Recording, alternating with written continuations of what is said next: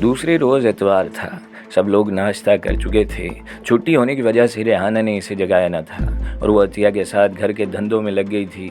عظیم جب کافی دیر تک نہ اٹھا تو ریحانہ اندر آئی۔ سائمہ جاگ رہی تھی اور عظیم کی قمیض کے بٹنوں سے کھیل رہی تھی۔ ریحانہ نے بڑے پیار سے عظیم کے گال کو ہاتھ رکھ کر اسے تھپتھپایا۔ اس کا دل دہل گیا۔ عظیم کا جسم گرم تھا اور بخار ہو گیا تھا۔ ریحانہ کا چہرہ اتر گیا۔ عظیم نے آنکھیں کھولی اور ماں کی طرف دیکھنے لگا۔ ریحانہ نے بجھی ہوئی آواز میں کہا، عظیم تمہاری طبیعت تو ٹھیک ہے نا؟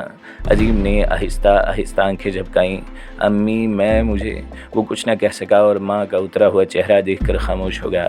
آنسو پیتے ہوئے ریحانہ نے پوچھا، کسی نے تمہاری دل شکنی کی ہے بیٹے؟ عظیم نے اپنا ایک بازو ماں کے گلے میں ڈال دیا۔ نہیں امی، ایسی کوئی بات نہیں۔ ریحانہ رو پڑی۔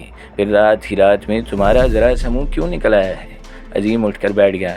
امی میں باہر دھوپ میں بیٹھوں گا۔ ریحانہ نے اس کا سر اپنے سینے سے لگا لیا۔ پہلے میری بات کا جواب دو عظیم، یہ تمہیں کیا ہو گیا ہے؟ کسی نے تمہیں دکھ دیا ہے؟ کون ہے وہ شکی جس نے میری پیٹھ کو ایسے چرکا لگایا ہے؟ میں تمہاری ماں ہوں بیٹے، مجھ سے تو پردہ نہ رکھو، بس ایک بار مجھے بتا دو تمہیں کیا ہوا ہے۔ عظیم ریحانہ کے گلے میں جھول گیا۔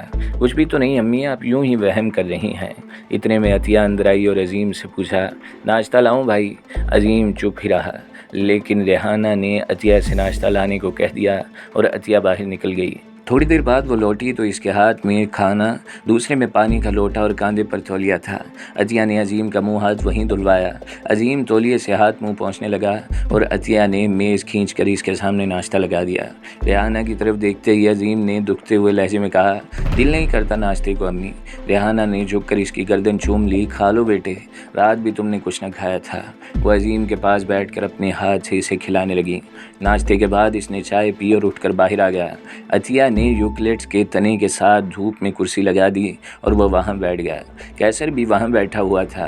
عظیم کی طرف دیکھتے ہوئے اس نے پوچھ لیا، اب کیسی طبیعت ہے بھائی جان؟ نیچی سی آواز میں اس نے کہا، ٹھیک ہوں۔ اسی لمحے باہر رکشہ رکنے کی آواز سنائی دی اور پھر ان کے دیکھتے ہی دیکھتے آسفا رکشے سے اتر کر مکان میں داخل ہوئی۔ وہ ایک ہاتھ میں پرس اور دوسرے میں بڑا سا بنڈل اٹھائے ہوئے تھی، شاید بازار سے لوٹ رہی تھی۔ وہ اپنے کمرے میں گئی، پرس رکھ کر لوٹی، ہاتھ میں پکڑا ہوا وہ بنڈل کھولا، پھر وہ لان میں لے آئی اور کپڑے کے 2 پیس اس بنڈل سے نکال کر اس نے کیسر کی گود میں رکھ دیے۔ یہ تمہاری پتلون اور شرٹ کا کپڑا ہے، سلا لینا۔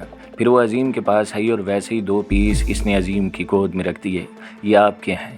عظیم نے فوراً کپڑے آسفا کو لوٹاتے ہوئے کہا، یہ بھی کیسر کو دے دو، اس نے بڑے دکھ سے کہا تھا۔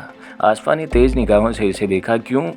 یہ کپڑے ابھی سے ہی اچھے لگتے ہیں۔ اس کی آواز میں گھنگھناہٹ تھی۔ آسفا پانی ہو گئی، اس کا منہ بند ہو گیا، شاید دل کا چور پکڑا گیا تھا۔ شرمندہ سی ہو کر بولی، پر یہ کپڑے تو میں نے آپ کے لیے خریدے ہیں۔ ایک سخت جھٹکے کے ساتھ عظیم نے آسفا کے ہاتھ سے کپڑے چھین لیے اور اٹھ کھڑا ہوا۔ آہستہ آہستہ چلتا وہ کیسر کے پاس آیا اور اپنے کپڑے بھی اس کی گود میں رکھتے ہوئے کہا، یہ بھی لے لو کیسر۔ ریحانہ جو ابھی تک یہ سارا منظر خاموشی سے دیکھ رہی تھی، غصے میں چلاتی ہوئی بولی، یہ کپڑے تمہارے ہیں عظیم؟ کیسر نے اپنے تو لے لیے ہیں۔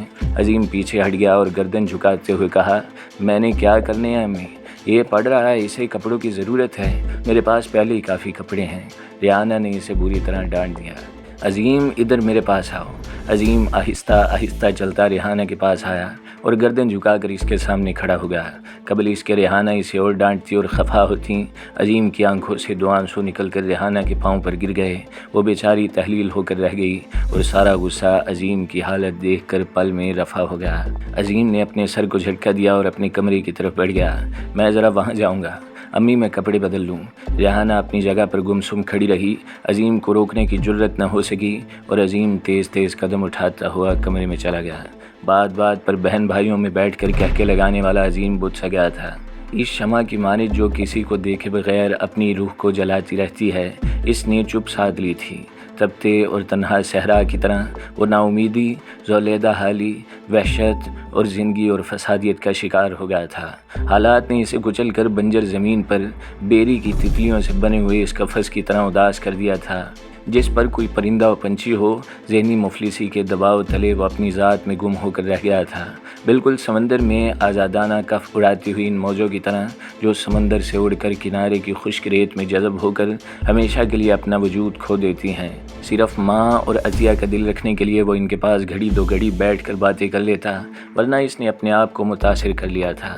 ریحانہ نے اسے بہت کریدا، عطیہ نے خوب جھنجھوڑا، سعادت اور آسیہ نے بھی خوب کھنگالا، پر اس نے کسی کے سامنے وہ راز نہ اگلا جو اسے زنگ آلود گھن کی طرح چاٹنے لگا تھا۔ بس اندر ہی اندر وہ تپتا اٹھتا اور پھٹکتا رہا۔ اب اس کی صحت بھی اب گرتی جا رہی تھی۔ کیسر اور آصفہ اس کے سامنے آتے ہوئے اب خوف کھانے لگے تھے۔ ایک روز وہ تھکا تھکا گھر داخل ہوا اور اپنے کمرے میں کرسی پر بیٹھ کر بوٹ اتارنے لگا۔ ریحانہ اور عطیہ دونوں اس کے سامنے صوفے پر آ کر بیٹھ گئیں اور بڑی حسرت سے اسے دیکھنے لگی۔ بوٹ اتار کر اس نے اپنا سر کرسی کی پشت پر ٹکا لیا اور چھت کو گھورنے لگا۔ اس کی آنکھوں میں آنسو تیر رہے تھے۔ ریحانہ بےتاب ہو کر اٹھی اور اس کی پیشانی پر ہاتھ رکھ دیا۔ خیریت تو ہے بیٹے؟ وہ سنبھل گیا۔ ٹھیک ہوں امی، میں آپ سے کچھ کہنا چاہتا ہوں۔ بیٹھ جائیے، اس نے سامنے صوفے کی طرف اشارہ کیا۔ ریحانہ پریشان ہو گئی، چپ چاپ پھر اپنی جگہ پر بیٹھ گئی۔ عظیم نے اپنی کرسی آگے کھینچ لی۔ پاؤں اوپر کر لیجیے امی۔ ریحانہ نے پاؤں اوپر کرتے ہوئے دلشکن آواز میں کہا، کوئی خیر کی خبر سنانا بیٹے۔ ریحانہ رو پڑنے والی تھی۔ میں کراچی جانا چاہتا ہوں امی۔ ریحانہ پاگل ہو گئی، کیوں؟ مجھے وہاں ایک اچھی سی سروس مل رہی ہے، محلے کا ایک اور لڑکا بھی جا رہا ہے، اسے بھی وہاں سروس ملی ہے۔ میرا ارادہ ہے میں اس کے ساتھ ہی چلا جاؤں، اس کے وہاں کچھ دوست رہتے ہیں، اسی طرح میں رہائش کی تلاش سے بچ جاؤں گا۔ ریحانہ نے اپنا فیصلہ سنا دیا۔ نہیں بیٹے، یہی سروس ٹھیک ہے، میری آنکھوں کے سامنے تو ہونا۔ عظیم نے ریحانہ کے پاؤں پکڑ لیے۔ امی کیا آپ میری بات نہ مانیں گی؟ ریحانہ نے سختی سے ڈانٹ دیا۔ تم کہیں نہیں جاؤ گے عظیم، یہ میرا حکم ہے، اس بد نصیب ماں کا حکم جس کا کہنا تم نے آج تک کبھی نہیں ٹالا۔ پھر ریحانہ کھل کر رو پڑی اور ہچکیوں میں کہا، اگر ہم سب سے اتنی نفرت ہو گئی ہے تو سب کا گلا گھونٹ دو اور جدھر جی چاہے نکل جاؤ۔ عظیم نے بڑے دکھ سے کہا، کیا آپ بھی میرا کہا نہ مانیں گی امی؟ ریحانہ بیچاری چھلنی ہو رہی تھی۔ دکھتی ہوئی آواز میں اس نے کہا، میں پہلے ہی تمہاری چپ اور اداسی سے جلی بیٹھی ہوں عظیم، اب ایک اور آگ نہ لگاؤ۔ عظیم نے ریحانہ کے پاؤں پر اپنا منہ رکھ دیا اور ماں کے پاؤں کے تلے اپنے ہونٹوں سے چومتے ہوئے کہا، مجھے امید ہے آپ مجھے مایوس نہیں کریں گی۔ ریحانہ غصے میں بل کھاتی ہوئی کھڑی ہو گئی۔ تم کہیں نہیں جاؤ گے عظیم؟ عظیم بھی کھڑا ہو گیا اور سر جھکا کر پیچھے ہٹتے ہوئے کہا، یہ جگت اور سنسار ہی ظالم ہے امی، کسی کا کوئی دوش نہیں، آپ کی آتما ٹھنڈی رہے۔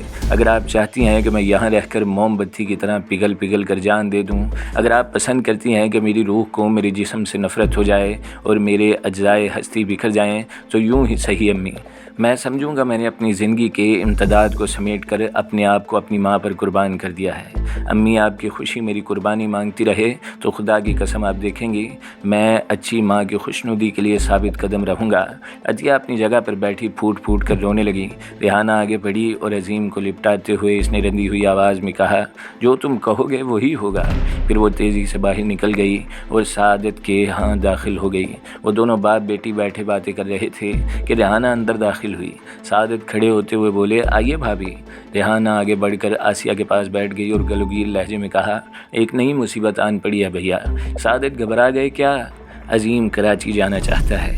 کیوں؟ انہوں نے کہا، کہتا ہے وہاں ایک اچھی سروس مل رہی ہے، پر میرا دل نہیں مانتا بھائی جان، وہ صرف یہاں سے فرار حاصل کرنا چاہتا ہے، کسی نے میرے بیٹے کو کچل کر رکھ دیا ہے۔ جانے دو بھابھی، شاید ماحول بدلنے سے سنبھل جائے۔ ریحانہ رو پڑی، کیسے جانے دوں بھائی جان، یہاں تو میری نگاہوں کے سامنے ہے، زبردستی کھانا کھلاتی ہوں، وہاں اکیلا ہوگا، کوئی پوچھنے والا نہ ہوگا، وہاں اپنے آپ کے خلاف اس نے کچھ کر لیا تو پھر کیا ہوگا؟ کیا میں پھر جی سکوں گی؟ آپ جانتے ہیں عظیم ہی میری زندگی، میری جان اور میری روح ہے۔ سعادت گہری سوچوں میں کھو گئے۔ پھر انہوں نے اپنا سر آہستہ آہستہ اوپر اٹھاتے ہوئے کہا، تم اسے جانے دو بھابھی، وہ ایک عقل مند اور سیانہ لڑکا ہے، وہ کوئی بھی غلط قدم نہیں اٹھائے گا۔ میری نسبت تم اسے بہتر جانتی ہو، کیا تمہیں اس سے ایسی کوئی امید ہے؟ ہاں، دکھ تو اس بات کا ہے، خبر نہیں کس نے اس کا دل دکھایا ہے، کئی روز سے میں یہی سوچ رہا ہوں۔ ریحانہ نے دوپٹے سے اپنے آنسو پہنچتے ہوئے کہا، وہ بہت حساس لڑکا ہے بھائی جان، کسی نے اسے بہت گہرا گھاؤ اور چرکا لگایا ہے، روز بروز بجھتا ہی جا رہا ہے۔ اب اس سے بحثنا فضول ہے بھابھی، تم جانے دو اسے، اور ہاں تم کیسر سے بات کرو، شاید عظیم کا اس سے کوئی جھگڑا ہوا ہو، میں کئی روز سے دیکھ رہا ہوں وہ عظیم سے دور دور رہتا ہے۔ ریحانہ بھل بھلا کر کھڑی ہوئی، باہر نکلی اور تیز تیز چلتی ہوئی آندھی اور طوفان کی طرح کیسر کے کمرے میں داخل ہوئی۔ کیسر پڑھ رہا تھا۔ ماں کو اس حالت میں دیکھ کر گھبرا گیا اور کھڑا ہو گیا۔ امی جان خیریت ہے نا؟ اس نے ڈرتے ڈرتے پوچھا۔ ریحانہ نے اسے کھا جانے والی نگاہوں سے دیکھتے ہوئے کہا، تم نے عظیم سے کچھ کہا ہے؟ کیا تمہارا اس سے کسی بات پر جھگڑا ہوا ہے؟ کیسر کانپ گیا۔ نہیں تو امی جان۔ ریحانہ ساون بھادو کے موسلا دھار می اور اولوں کی طرح برس پڑی۔ پھر یہاں سے کیوں بھاگ رہا ہے؟ کیوں اسے ہم سب سے نفرت ہو گئی ہے اور اس نے چپ کیوں سادھ لی ہے؟ وہ بجھ کیوں گیا ہے؟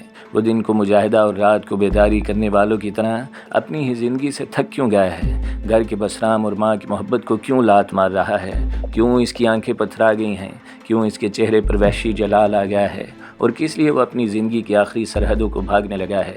ریحانہ پھوٹ پھوٹ کر رونے لگیں۔ بات بات پر کہکا لگانے والا میرا عظیم کہاں کھو گیا ہے؟ کیسر نے آگے بڑھ کر ماں کو سنبھالا۔ آپ کو کیا ہو گیا امی جان؟ ریحانہ رو پڑی۔ تم عظیم سے بالکل بے تعلق ہو گئے ہو۔ اسے کسی نے کچل دیا ہے اور تم نے اس سے کبھی پوچھا ہی نہیں۔ اس گھر کو سنبھالنے والا ہی ہل گیا ہے۔ اس گھر کے ستون کو ہی گھن لگ گئی ہے۔ اس گھر کے در و دیوار کی بنیادیں جواب دے رہی ہیں۔ کیا ہونے والا ہے میرے اللہ؟ خیریت رکھیو۔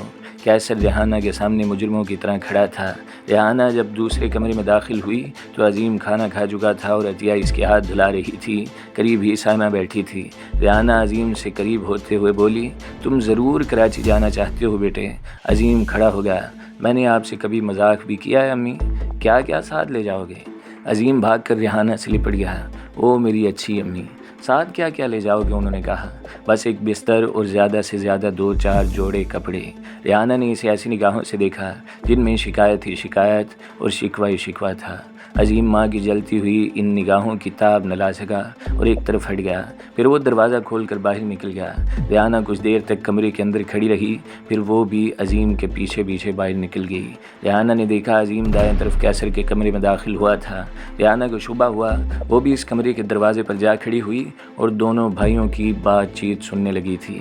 عظیم کو اپنے کمرے میں دیکھتے ہی کیسر کھڑا ہو گیا اور عاشق کے مریض کی طرح سر سے پاؤں تک کانپ گیا تھا۔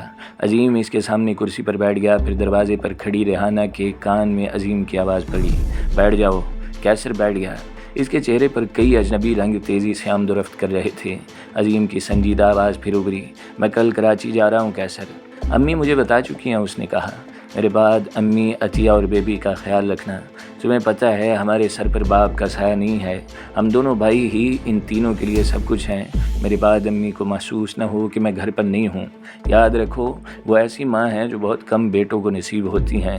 میں مجبوری کے تحت کراچی جا رہا ہوں، ورنہ عظیم میں اتنی جرت نہیں کہ وہ اپنی امی کے قدموں سے دور ہو۔ امی سے جدا ہونے کے خیال سے میرے دل پر ابھی سے طوفان چل رہے ہیں۔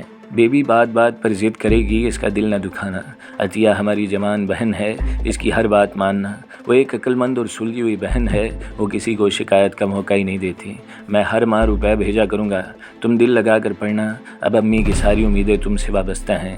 میں نے جو کچھ بننا تھا بن چکا ہوں، تم محنت کر کے اپنا مستقبل سنوار لو۔ آج جس شخص کے پاس 4 پیسے نہ ہوں، جسے کوئی پوچھتا ہی نہیں، میں تم میں سے کسی کو نہ بھولوں گا۔ میں جہاں بھی ہوں گا مجھے یہ احساس ہوگا کہ میں ایک بیوہ ماں کا سہارا ہوں اور مجھے ایک جوان بہن اور بھائی کی شادی کرنا ہے۔ کیسر کا سر جھکا ہوا تھا۔ آپ فکر نہ کریں بھائی جان، میں آپ کو شکایت کا موقع نہ دوں گا۔ عظیم کھڑا ہو گیا اور کیسر کی پیٹھ تھپتھپائی، شاباش تم بہت اچھے بھائی ہو۔ پھر وہ دروازے کی طرف مڑ گیا، اور ابھی 2 قدم ہی بڑھا تھا کہ واپس مڑتا ہوا اس بار بڑی زہریلی آواز میں بولا، اور ہاں آصفہ کا بھی خیال رکھنا۔ کیسر کو یوں محسوس ہوا جیسے عظیم نے اس کے منہ پر تھپڑ مار کر ڈھیروں کالک اس کے منہ پر مل دی ہو۔ عظیم تیزی سے باہر نکل گیا۔ دروازے پر ریحانہ کو کھڑے دیکھ کر عظیم چونک پڑا۔ امی آپ یہاں؟ ریحانہ نے آگے بڑھ کر عظیم کی پیشانی چوم لی۔ میرے بیٹے، میرے بچے، تمہارا نام بھی عظیم ہے اور تم بھی عظیم ہو۔ دوسرے روز صبح عظیم کے جانے کی تیاریاں شروع ہو گئیں۔ وہ صرف ایک بستر اور 2 جوڑے کپڑے لے جانے پر بضیر تھا، لیکن ریحانہ نے ڈانٹ ڈپٹ کر اس کے اٹیچی میں ڈھیروں کپڑے بھر دیے تھے اور ساتھ ایک بستر بھی باندھ دیا۔ اسٹیشن پر کھڑے کھڑے ریحانہ کا دل رو رہا تھا۔ وہ ٹکٹکی باندھے اس عظیم کو دیکھے جا رہی تھی جس نے تھوڑی دیر بعد اس کی نگاہوں سے اوجھل ہو جانا تھا۔ عطیہ اور آسیہ کی آنکھیں بھیگی ہوئی تھیں۔ کیسر اور آصفہ کے جذبات کا اندازہ لگانا مشکل تھا۔ بظاہر وہ دونوں نارمل دکھائی دے رہے تھے۔ جب گاڑی پلیٹ فارم پر آ کھڑی ہوئی تو سعادت عظیم کو پکڑ کر ایک طرف لے گئے اور بڑے پیار سے کہا، بیٹے باہر جا کر یہ نہ بھولنا تم ایک بیوہ ماں کے سہارے ہو۔ وہ جس طرح تمہیں بھجوا رہی ہے میں جانتا ہوں۔ اس بیچاری کا دل رو رہا ہے، جاتے ہی اپنی خیریت کا خط لکھنا اور یہ بھی اطلاع دینا کہ سروس ملی ہے یا نہیں، ہم سب تمہارے خط کا بڑی بےتابی سے انتظار کریں گے۔ عظیم کا سر جھک گیا اور غمزدہ آواز میں اس نے کہا، آپ فکر نہ کریں انکل، میں باہر جا کر اپنی اوقات نہ بھولوں گا، میں آپ میں سے کسی کو بھی مایوس نہ کروں گا۔ سعادت نے اسے گلے لگا لیا، تم بڑے اچھے بیٹے ہو، اب وقت تھوڑا رہ گیا ہے، سب سے مل لو۔ جب وہ علیحدہ ہوئے، سعادت نے اپنی جیب سے 100 کے 5 نوٹ نکال کر عظیم کی جیب میں ڈال دیے۔ یہ رکھ لو، تمہارے کام آئیں گے۔ عظیم نے ان کا ہاتھ پکڑ لیا۔ میرے پاس کافی روپے ہیں انکل، اس کے علاوہ 300 روپیہ امی نے دے دیا ہے، آپ رہنے دیں۔ سعادت نے اس کا ہاتھ ہٹا دیا۔ اچھے بیٹے ضد نہیں کرتے، اب جاؤ امی سے ملو جا کر۔